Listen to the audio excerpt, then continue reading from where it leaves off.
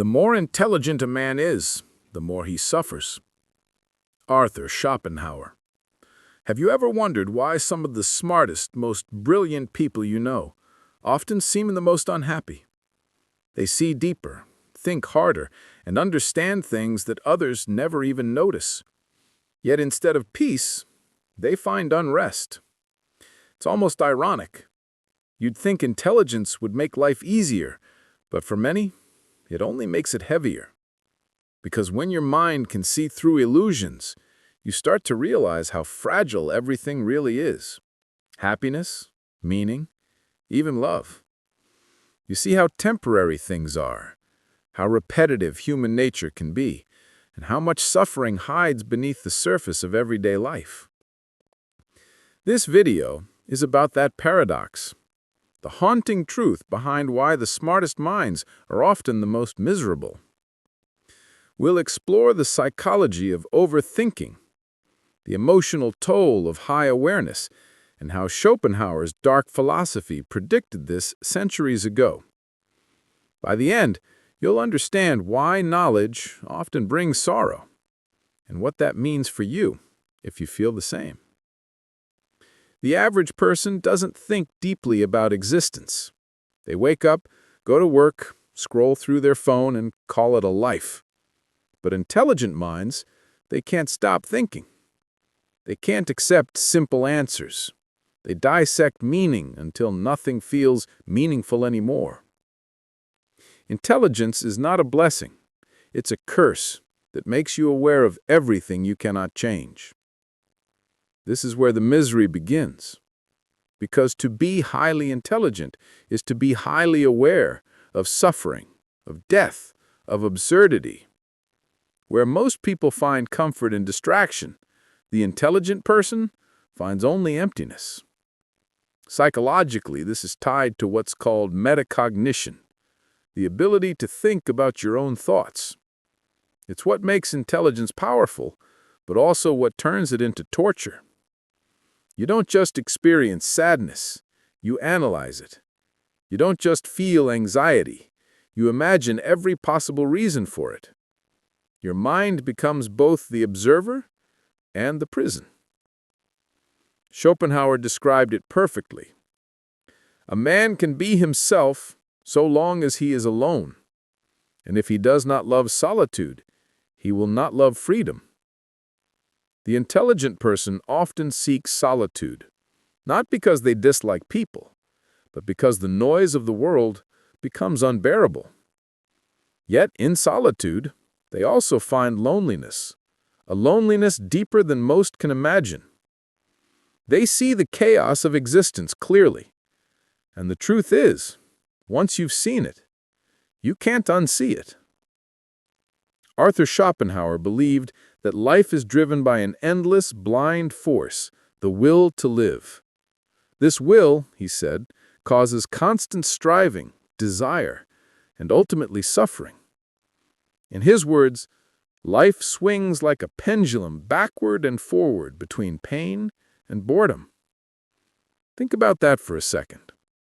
We suffer when we want something, and once we get it, we suffer from boredom, a new form of emptiness. There's no escape from the pendulum. For Schopenhauer, intelligence only makes this cycle more visible. A simple mind is content with illusion, money, pleasure, social validation, but a brilliant mind sees through these things and realizes they're all temporary distractions. So, the smarter you are, the less able you are to lie to yourself. And that's where the misery begins, in seeing too clearly. To be intelligent is to understand that happiness is fragile, and that the world does not care about your happiness. Psychologically, this connects with existential depression, a type of sadness that arises not from trauma or loss, but from understanding too much. It's common among gifted individuals and deep thinkers, the ones who can't stop asking why.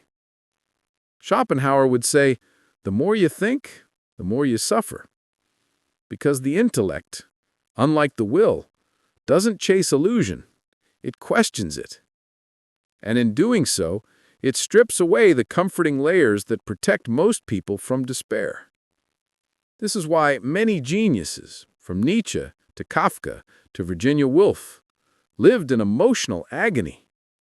Their intelligence gave them vision, but also isolation. They didn't just see the world, they saw through it. Let's step out of philosophy for a moment, into modern psychology. Today, neuroscientists call it hyperactive cognitive processing. Psychologists call it rumination. But in simple words, it's overthinking. It's when the brain can't stop analyzing everything, every memory, every emotion, every potential outcome. And studies show, the higher your IQ, the more likely you are to fall into this trap.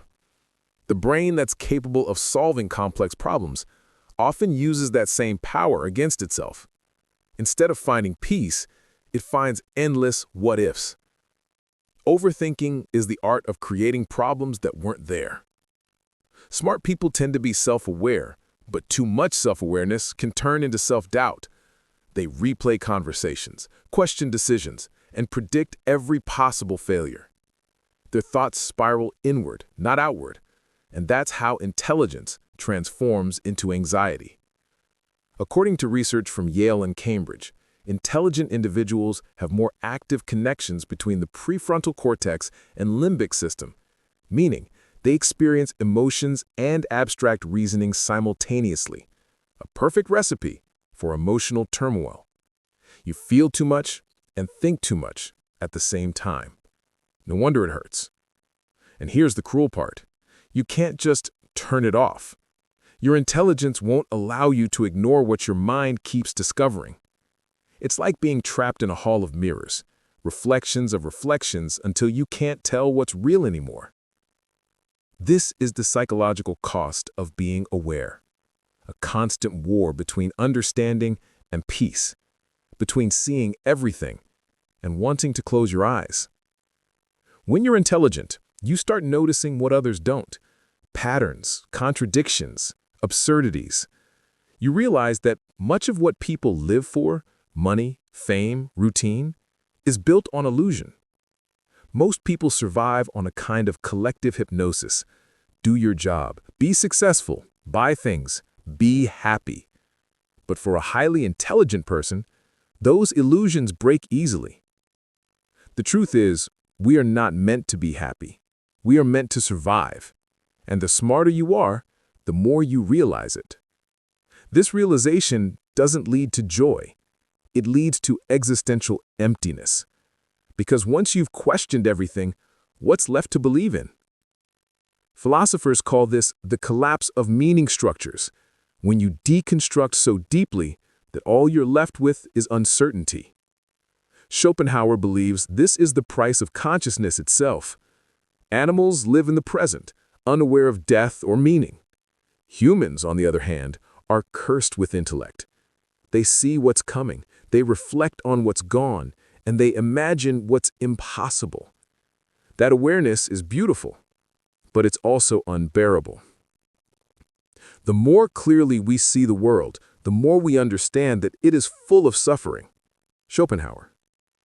To know too much is to grieve too much. You see human cruelty and call it nature. You see love and know it fades. You see beauty and know it decays. And so, the intelligent person often walks the earth like a ghost, awake, but never at ease. How then do you live with such awareness? If intelligence brings misery, should one wish to be ignorant? Schopenhauer would say no. Ignorance may be comfortable, but it's not freedom. He saw art, philosophy, and compassion as the only escapes from suffering. A man can do what he wills, but he cannot will what he wills. Schopenhauer. In other words, you can't stop being who you are, but you can redirect your nature. The intelligent person, instead of drowning in awareness, can use it as a form of transcendence. Art becomes the antidote. Through music, painting, or thought, you momentarily escape the will, that endless desire driving you. You don't destroy suffering, you transform it. That's what geniuses like Beethoven, Dostoevsky, and Van Gogh did. Their pain became their masterpiece. Their intellect, once a curse, became a bridge to the eternal. Psychologically, this is called sublimation, converting pain into creativity. When your thoughts are too heavy to carry, you pour them into something that can carry them for you. Those who cannot find peace in ignorance must create peace in understanding. It's not about escaping thought, but integrating it. Not denying darkness, but giving it form. Because in the act of creation, you stop being a victim of your awareness and become its author. Schopenhauer said, "The task is not to see what no one else has seen, but to think what no one else has thought about what everyone sees." That's what defines the truly intelligent mind. But that same mind, when left unguarded, turns its sharpness inward, cutting itself. Wisdom, then, is the art of knowing when to stop thinking, of realizing that not every question needs an answer, and not every truth deserves attention. You learn that suffering isn't something to escape, but something to understand, to make peace with. The point isn't to be happy all the time. It's to live truthfully, even if that truth hurts. Happiness is not found in the possession of things, but in the absence of need. Schopenhauer. In the end, the smartest minds are miserable not because they're broken, but because they're awake in a world that prefers sleep. They carry the burden of clarity in a society built on illusion. Yet there's beauty in that suffering, because it's honest, because it means you've felt deeply, thought deeply, lived deeply. And maybe that's the real meaning of intelligence, not to escape the pain of existence, but to understand it so fully that it loses its power over you. So if you've ever felt that your mind is both your greatest gift and your heaviest weight, you're not alone. You're part of the quiet brotherhood of those who think, question, and feel too much. And in that shared awareness, there's something close to peace.